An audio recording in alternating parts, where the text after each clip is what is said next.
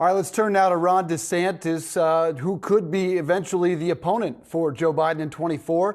But you don't hear DeSantis talk a lot about Trump, who he'd have to beat, nor Biden, who he'd have to ultimately beat. You do hear him focused on the boogeyman, wokeism. How are we seeing that play out? Yeah, I've been starting to pay a lot of attention to what DeSantis does with regard to businesses in Florida and what he's doing with regard to this small liberal arts school there called New College.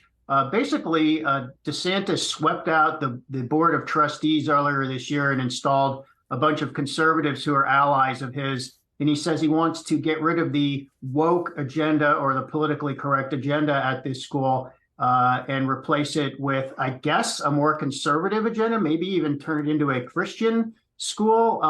But this took a weird turn recently because there's a foundation that's associated with this school. It's not a huge foundation. The endowment was only around $43 million. But there's been some reporting in Florida that the donors to this school have yanked something like $10 million from that foundation. So that's 25% of the funding for this foundation, which supports some activities at the school and also was used to pay part of the salary of the prior president. Now, this gets a little bit weedy, but the new president, a DeSantis ally, the board of trustees, the conservatives DeSantis put in, they gave him a huge pay hike, and they thought this foundation would be able to pay most of that money. And the foundation is basically saying, you can't take this money to pay the DeSantis allies' salary.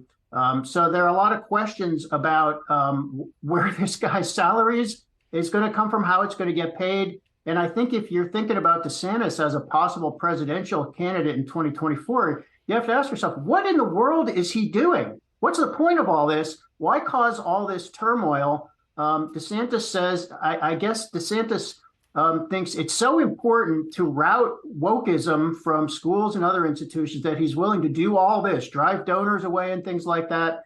But in the meanwhile, the college is suffering. It's losing some money.